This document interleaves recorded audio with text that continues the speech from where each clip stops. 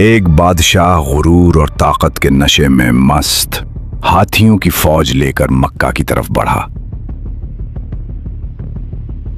इरादा था कि काबा को मुनहदिम कर दे। मैं इस कदीम इमारत को जमीन बोस कर दूंगा, फिर देखता हूं लोग कहां हज करने जाएंगे। ये वाकया नबी करीम सल्लल्लाहु अलैहि वसल्लम की विलादत से सिर्फ 55 दिन पहले पेश आया। उसका नाम इब्राहा था, यमन का बादशाह। उसने एक शानदार गिरजाघर तामीर किया था और अरब के लोगों को यमन बुलाने की कोशिश शुरू की कि हज इसी गिरजा में करें, काबा में नहीं। जब मक्का वालों को यह बात मालूम हुई तो कबीला कना का एक शख्स ग़ज़वे ग़ज्ब के भेस में यमन गया और वहां गिरजा को शदीद नापाक कर दिया, उस पर नजासत फैला दी। इब्राहा को जब यह खबर मिली तो गुस्से से भड़क उठा। वो कदीम इमारत मेरे इस शानदार महल से ज्यादा इज्जत पाती है। आज हम इस दीवार को मुनहदिम करेंगे जिस पर अरब फख्र करते हैं। जाओ, फौज तैयार करो। एक खौफनाक फौज मक्का की तरफ बढ़ी। हर कदम से जमीन लरज उठी। हाथियों की फौज लेकर मक्का पर हमला किया। इरादा काबा को तबाह करने का था। हमें बचाओ, बचाओ, इस आफत से बचाओ।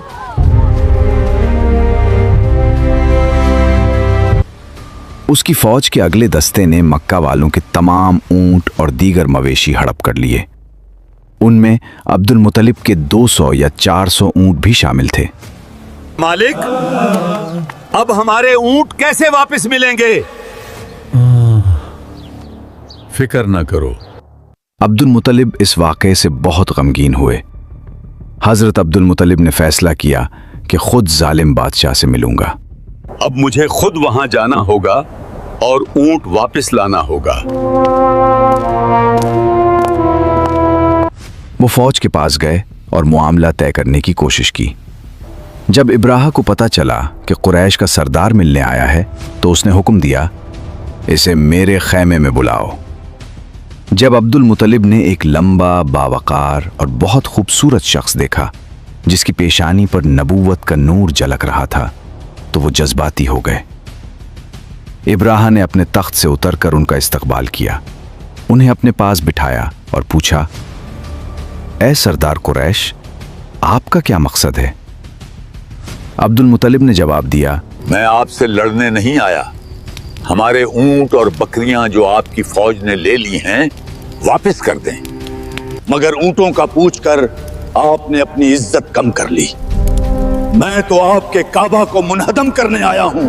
काबा मेरा घर नहीं बल्कि अल्लाह का घर है। वो खुद अपने घर की हिफाजत करेगा। मैं काबा को ईंट ईंट करके जमीन बोस कर दूंगा और उसका कोई निशान बाकी ना छोड़ूंगा।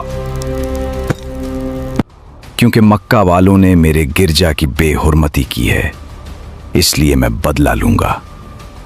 अब तुम और अल्लाह फैसला करो। उसके बाद इब्राहा ने हुक्म दिया कि तमाम मनानवर वापस कर दिए जाएं। अब्दुल मुत्तलिब सब ऊंट और बकरियां लेकर वापस आए।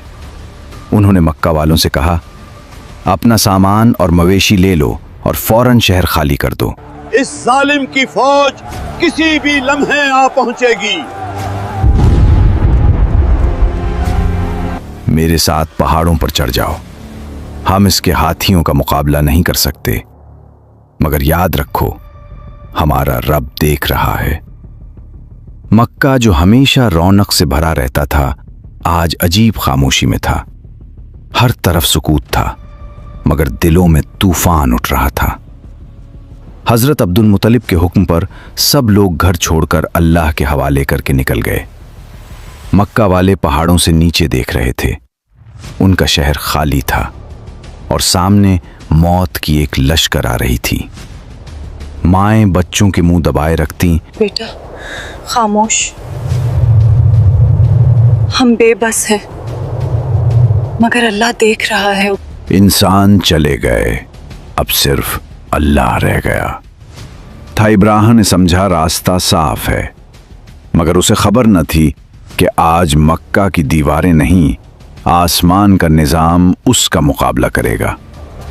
शहर खाली था, लोग चले गए, मगर कुरैश का सरदार अपने रब को अकेला कैसे छोड़ता।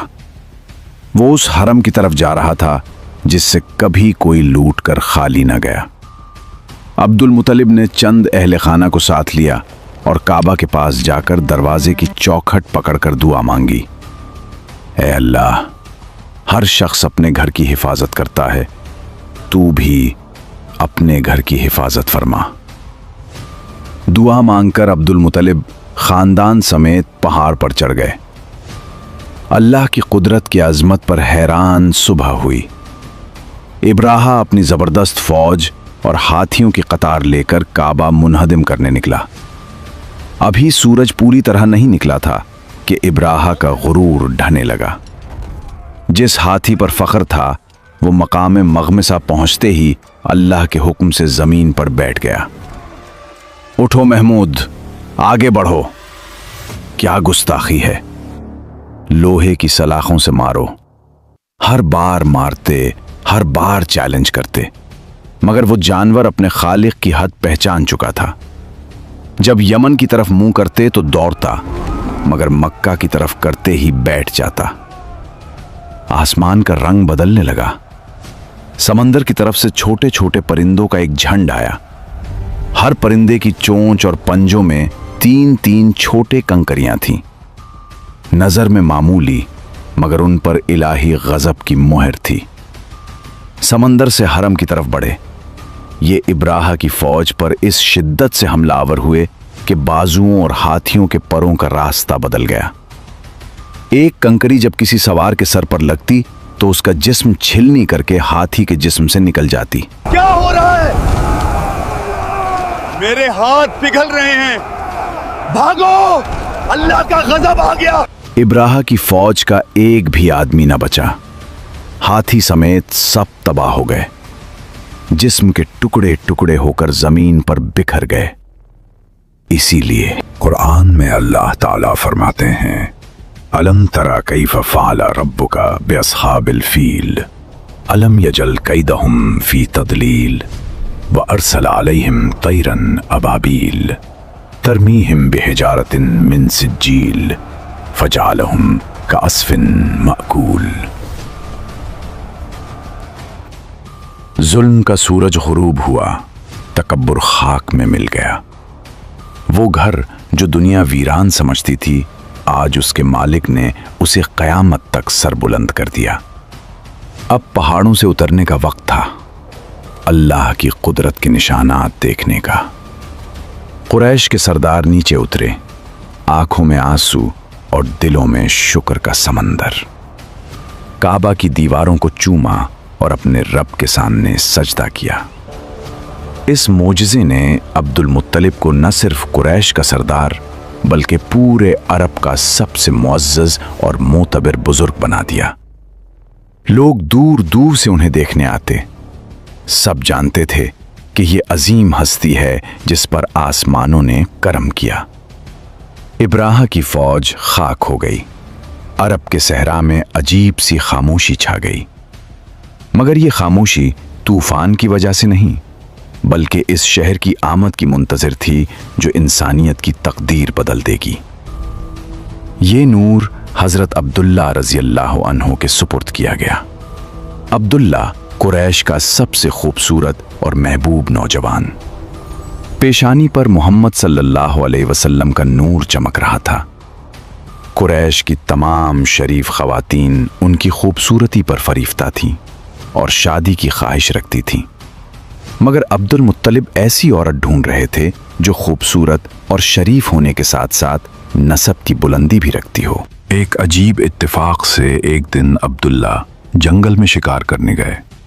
शाम के यहूदी बाज निशानियों से पहचान चुके थे कि ये आखिरी नबी के वालिद हैं, इसलिए उन्होंने 12 बार अब्दुल्ला को कत्ल करने की कोशिश की। इस बार भी एक बड़ा गुरोह यहूदी जंगल में गए ताकि तन्हाई में अब्दुल्ला को दगा से मार दें, मगर अल्लाह की हिफाजत ने इस बार भी बचा लिया। अचानक गैब से चंद सवार नमूदार हुए जो दुनिया के लोगों से मुशाबा न थे। उन्होंने यहूदियों को भगाया और अब्दुल्ला को महफूज घर पहुंचाया। वहाब बिन मुंबा भी उस दिन जंगल में थे और सब कुछ देखा। नतीजतन अब्दुल्ला से शदीद मोहब्बत हो गई। मैं अपनी बेटी आमना को अब्दुल्ला से शादी करूंगा। चंद दोस्तों के जरिए ये ख्वाहिश अब्दुल मुत्तलिब तक पहुंचाई। अल्हम्दुलिल्लाह, हजरत आमना बिनते वहाब में वो तमाम सिफात थीं जो अब्दुल मुत्तलिब अब्दुल्ला के लिए ढूंढ रहे थे। अब्दुल मुत्तलिब ने खुशी से कबूल कर लिया। इस तरह 24 साल की उम्र में हजरत अब्दुल्ला की शादी हजरत आमना से हो गई और मोहम्मद सल्लल्लाहु अलैहि वसल्लम का नूर हजरत अब्दुल्ला से मुंतकिल होकर हजरत आमना के दिल में जा बसा। हमने नबी करीम सल्लल्लाहु अलैहि वसल्लम की जिंदगी पर सिलसिला शुरू किया है। अगले हिस्से यानी एपिसोड 2 में हजरत अब्दुल्ला और सैयदा आमना की शादी के बाद नबी करीम सल्लल्लाहु अलैहि वसल्लम की विलादत की मुकम्मल दास्तान सुनाएंगे। अगर अगला एपिसोड देखना चाहते हैं तो कमेंट में एपिसोड 2 लिख दें।